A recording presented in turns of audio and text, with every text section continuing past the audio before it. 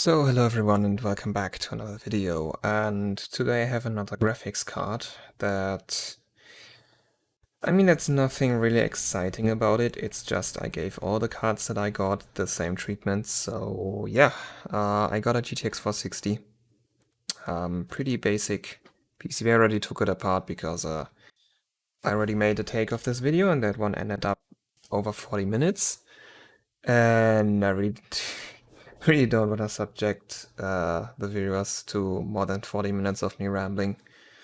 So yeah, here we have the GTX 460 SE. Actually, it's not a normal 460. This one, you can see it right here on the label, GTX 460 SE.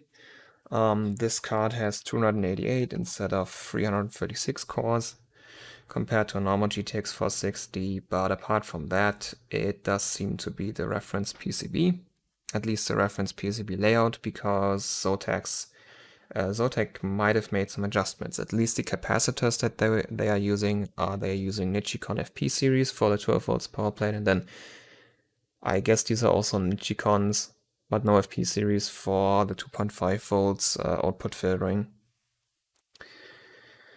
So yeah, and I haven't seen these capacitors on any NVIDIA reference PCB, like PCB straight from NVIDIA, because like this is from Zotac, not from NVIDIA. And I do have two cards that are actually straight up from NVIDIA, and they have been using different capacitors that I can't identify, which are likely much cheaper than these. And yeah, so Zotac might have made some more changes. They might have changed the capacitor layout on the back, and they might have changed the MOSFETs for the VRM. And to the MOSFETs of the VRM, I can already say I tried to look them up. There's nothing. Like, I didn't find a datasheet for them. These are MDU 2656s. Is that right? Yeah, MDU 2656 for the high side and then MDU 2654 for the low side. Tried looking them up, couldn't find anything. Like no datasheet, not even like I found one seller on eBay selling these things, but like no mention of how much current they can handle, what RDS on they are, and like yeah, so I can't tell you what the MOSFETs can do. VMEM uses the same ones. Yeah. VMEM uses the same MOSFETs. So yeah, we already have our first problem. I have no idea what this VRM will do before it blows up. And that is a problem, because the entire point of this card is to test mods. I do not plan to run this for scores. I simply want a card that I can test mods with, basically the same as the HD7770. Just that the 7770 was for testing volt mods.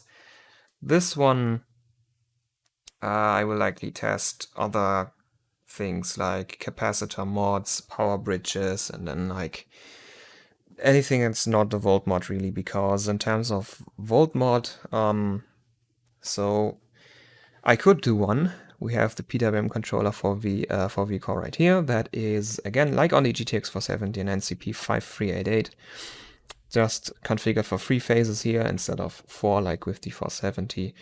So considering the SMD layout is the same, I would just solder a potentiometer to that resistor, to that capacitor right there. Pull that to any kind of ground, like maybe here from the PCI Express connectors. And yeah, if the resistance is the same like with the 470, the stock resistance will be around 13 kilo ohm. So yeah, like a 200k ohm potentiometer and a 100k ohm resistor, maybe only a 200k ohm potentiometer, because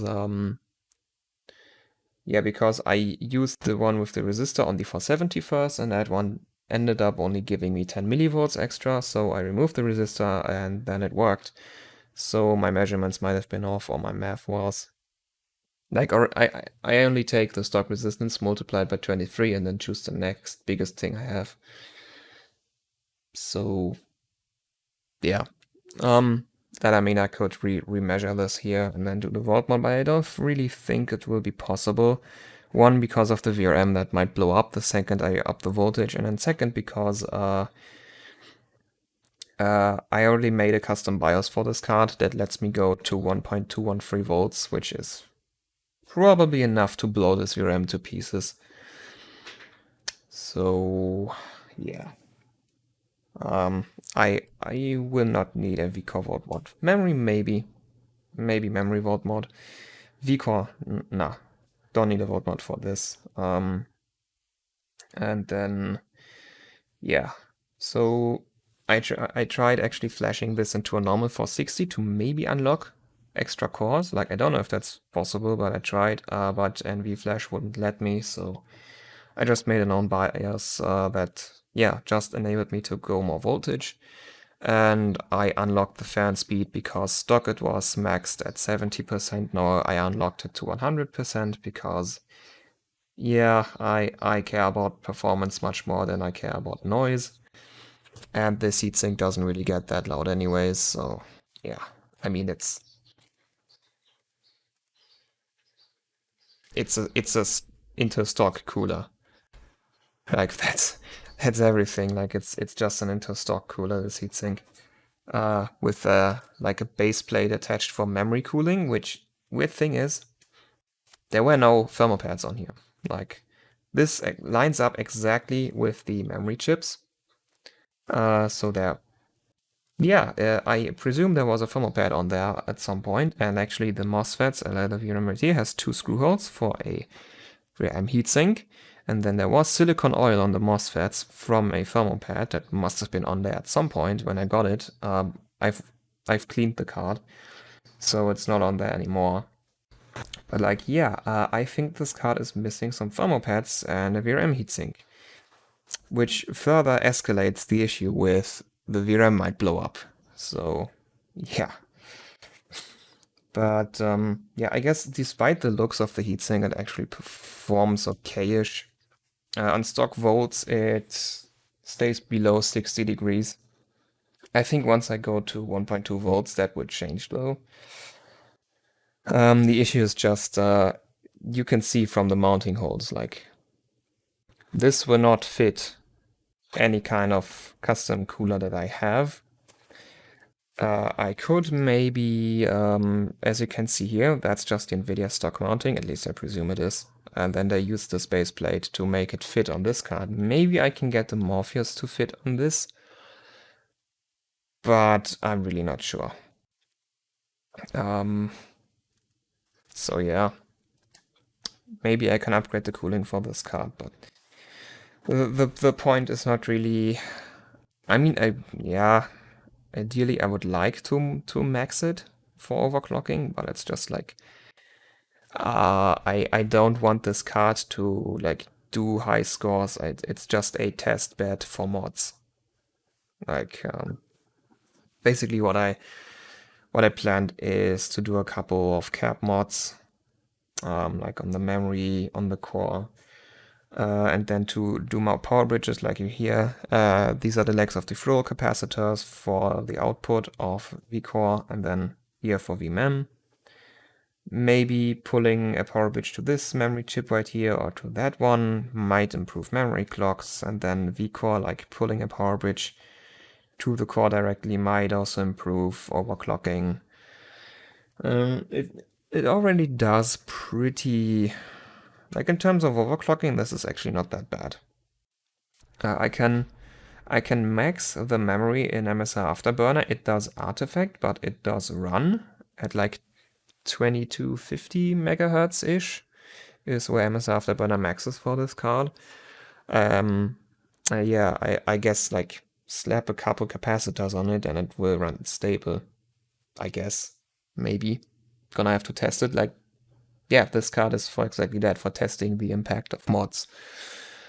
And yeah, then the core, like the ASIC quality is pretty high. It's better than 84%, 95% of similar GPUs. And it does clock rather high, like stock, this runs at 950 millivolts. And it does run above 800 megahertz at that point.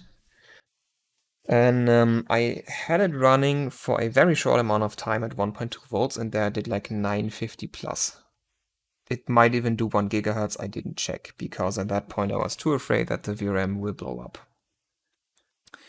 And I think, like, now where I know that there's, like, I don't have a datasheet for the MOSFETs, I think that's what the card is probably gonna, like, yeah, at some point I will raise the voltage too high or just overheat the VRM enough for it to blow up. And I guess that's the predetermined fate of this card. Like, I got it for $6, so yeah. Actually, shipping was also $6, so I paid 12 for this. So 50% shipping, 50% graphics card. And yeah, I mean, if I blow the VRM, I can't turn this into a power board. Even though it would be like, this card would be perfect as a power board for like low power things. Like if I kill the card and the VRM for some reason stays intact, like this card, this would be an amazing power board, because you see right here, like you can see the fluorocapacitors. Like one side of these is ground and the other side is VCore. Like you just have to remove the solder mask and you have perfect hookup points for VCore and ground. Like this would be a perfect power board. So yeah, this would, I mean, the LDO over here, I would, okay, I can't check if, so the NCP5388 can run off of 12 volts. This right here, let's check what VMEM uses. An APW7165. I know these from the HD7770, those also run on 12 volts, do they? Let me check. Do I have the files on my PC for that? APW7165. Wide operation supply voltage from 5 volts to 12 volts. So yeah, it can run off of 12 volts. So yeah, I can't get a datasheet for the MOSFETs. Those might run from 5 volts or 3.3 volts. Yeah, I don't know. I haven't checked what this LDO is even outputting, so maybe I won't even need it. And then I will even get a PLL VRM. Yeah, so if the card ends up dead and the VRM is fine, I'm just gonna turn this into a power board. Like, this is perfect for that. I don't think I'll be able to preserve the memory VRM because I would have to cut it where the capacitors are. But yeah, this would make a very good power board. Like, if you need a power board, just get one of these cards.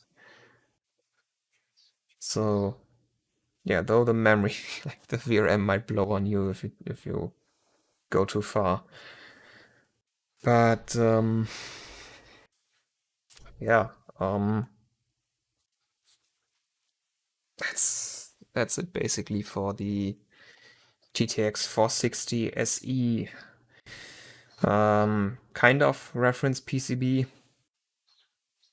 And yeah, so this card is gonna get modded, and like my shipment from DigiKey did arrive now, so I have all the potentiometers, caps, resistors, and whatnot that I could need. So I can just go on modding cards as I want, and I'm probably gonna mod the 670.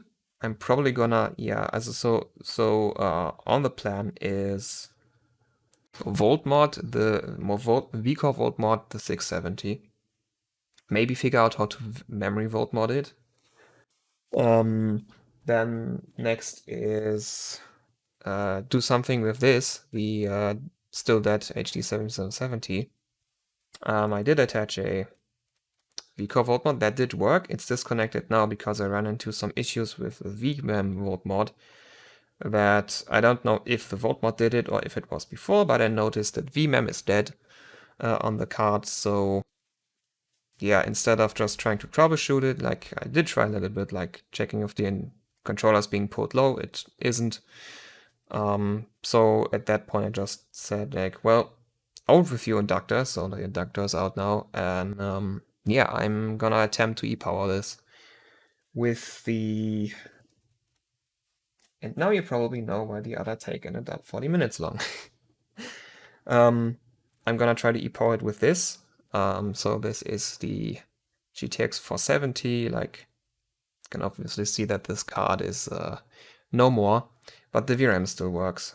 At least VCore, VMEM is, I'm not so sure. I reattached the inductor, but the short circuit is still there and it doesn't turn on.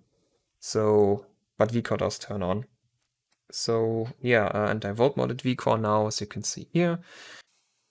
And my plan is to just cut the VRAM off the card and turn it into an e-power board I already checked.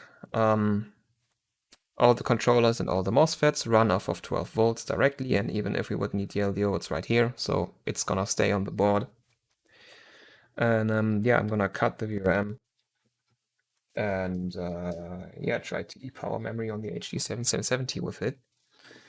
So that's the plan, and a project that's probably gonna take a while. And then yeah, so the next two things I'm probably gonna do is volt mod the 670, maybe try something with the 7770, like that card is dead and I do have a replacement coming. And then like maybe try to figure out to do something with this. Like what I have in mind are power bridges and cap mods.